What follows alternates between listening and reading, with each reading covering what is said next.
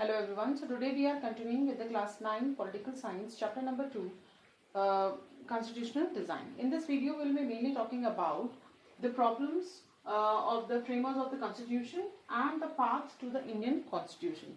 So in my previous video I have already discussed about why do we need a constitution and what a constitution can do.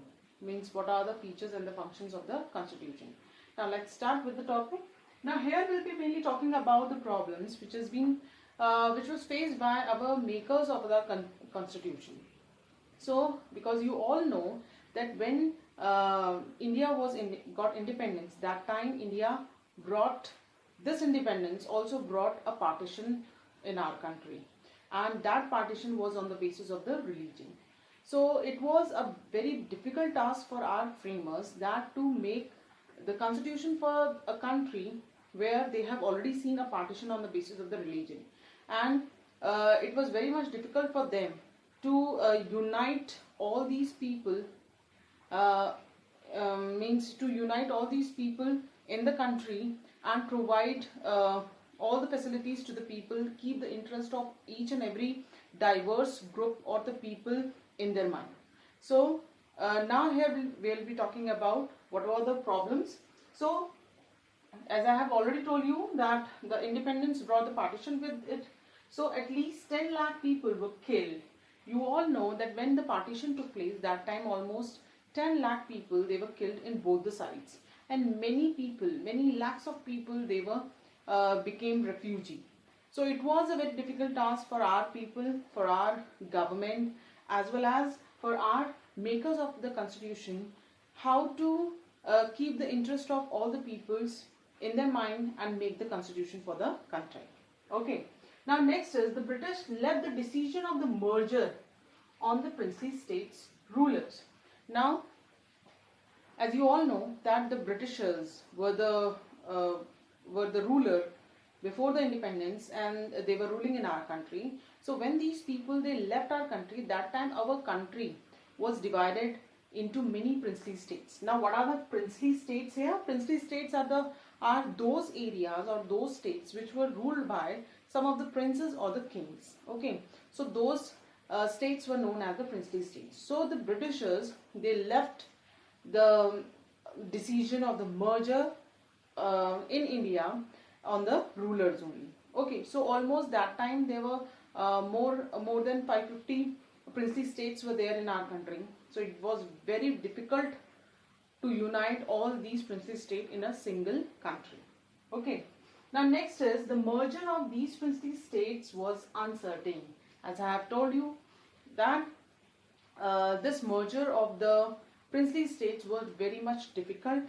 But here you must be knowing the Iron Man of India, Mr. Vallabhbhai Patel.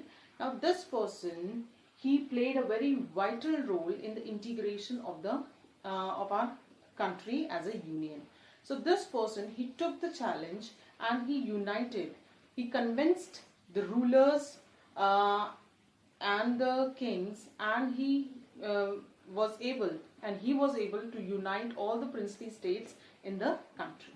Okay, so because this time the Britishers, they left the choice with the rulers, princely state rulers, that either you join the Pakistan or India or remain independent. So that is why it was very much difficult to unite all these princely states together in a one country.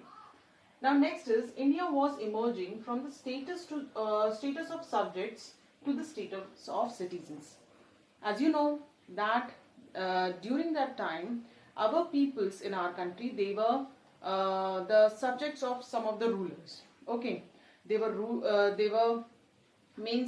remaining in our country under some king or the ruler, and they were just following the rules of those rulers. But now, when our country was united, when the India was formed, that time all these subjects, now they have to convert themselves as a citizen of a country.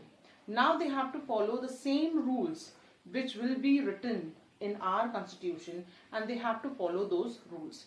Now these rules will be little bit different for them, okay, to follow. Okay, because they were in habit of following the rules of their rulers. So that is why it was also means here the status of our subjects, the peoples, their status has been converting from the status of subject to the status of citizens. Now the future of the country did not look secure as it does today. Now if you see your country today, now it seems very secure today, but at that period of time it was very much means it was very difficult for our framers to tell the people or to develop a kind of faith among our people that it will remain united forever, because that time many of the Britishers, they also they have also did the prediction that it will be means for certain period of time it will be easy for the country to unite together, but as they have seen so much of diversity in our country, so they thought that our country will not remain same forever. Okay, so that is why they used to say that the future of our country was little bit unsecure. So these were the problems which was faced by the framers of our constitution. Now let's talk to the part to the constitution, how our framers, now they move toward the making of the constitution of our country. But here we'll be talking about the advantages which our framers were having. Okay, now much of the consensus had evolved during the freedom struggle. Now it is not like that after the independence only our members of the Constituent Assembly, they have started making or drafting the constitution, our constitution. That consensus means that idea or that agreement was already evolved by our freedom fighters before the independence also. Okay, so these people, they already had an idea or an outline on which they have to draft the constitution of our country. Okay, so this was the advantage of our for our framers of the constitution. Now next talk about that in 1928 Motilal Nehru along with his 8 other Congress people, Congress persons, leaders, they drafted the constitution of the country. Now in 1922 Motilal Nehru along with their 8 Congress leaders, they have already drafted the constitution of our country. Okay, so by this they get the outline. Okay, now in 1931 Karachi session was held in INC. The Karachi session of INC was held in Karachi, where all the Congress leaders, they have passed a resolution in which they have decided that we will they just discuss upon a certain points and they agreed on those points, and they decided that when our India got independence, then only they will add those features in their constitution. Now what were those basic values or the basic points? Some basic values were accepted by all leaders. So in Karachi session, some basic values or some basic points were there which were accepted by all the leaders. So what were those? Now here I can say that these basic values were they all agreed that the voting right should be given to all the people. They were agreed that equality and freedom should be given to all the people. And they also decided, they agreed in the same point that they will protect the disadvantaged group, the minority groups in our country. Okay, so in all these things and in all these basic values, all Congress leaders, they were agreed, and they decided to put all these provisions in our constitution. Okay, now one more advantage they were having, that is the familiarity with political institution of the colonial rule also helped. Many of our Congress leaders, they were also there in the they were also already working in the political institution of British rule, or the Britishers or the colonial rule. So these people, they were little bit aware about the political institution, that in political institution how the thing works. Now what are the political institution? Here the political institution are the organs of the government like the legislature, executive and the judiciary. So all our leaders, they were already working in these political institutions. So they have an idea that how the things work in these political institutions. Okay, so they have taken the experiences from these institutions. Okay, and they also learn from their from the Britishers means mistakes. Okay, that they also learned that these kind of mistakes should not be happen in our country also. So they learned from the from the Britishers mistakes also. Okay, now during the colonial rule, the Government of India Act 1935 was passed by the Britishers. Now this was the one of the most important act, or very good act I would say, which was passed by the Britishers. And you should know that our constitution means 75% of our provisions of our constitution is based on this Government of India India Act 1935. It is also called as the GOI Act 1935. Now in Government of India Act means here these people, they have decided that they will means share the power among the different organs of the government. These are the executive, legislative and the judiciary, through which they will keep a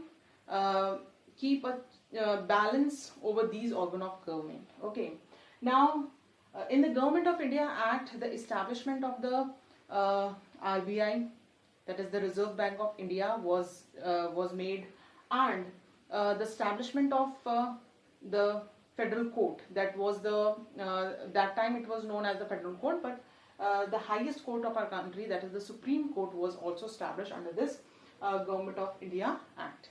So there are many things were there which from it means our leaders or our framers, they have taken the ideas from the Government of India Act 1935. Now the last point is that our leaders learns from the other countries. Our leaders, our framers, they did not remain in our country. They traveled around the world and they saw the country's constitution, and they learned from the other countries also. Okay, and finally they took the good features from the other country. Like here from France, they have taken the idea of the freedom and equality. Means from French Revolution they learned that the freedom and the equality should be given to all the people. Okay. Now next in the Russia, from Russia they have taken the idea of the socialism. Socialism, which you will be learning later in your history book also. The one whole chapter is there over socialism, and this point you will also discuss later in the part of the preamble also.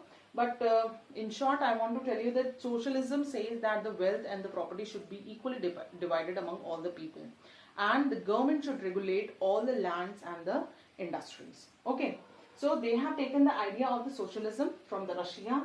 Then from the USA, they have taken the idea of the Bill of Rights. Now what is the Bill of Rights? In our country, Bill of Rights are the basic rights, the fundamental rights. So in USA, these were known as the Bill of Rights. Okay. Then from Britain, they have taken the parliamentary democracy. You all know that our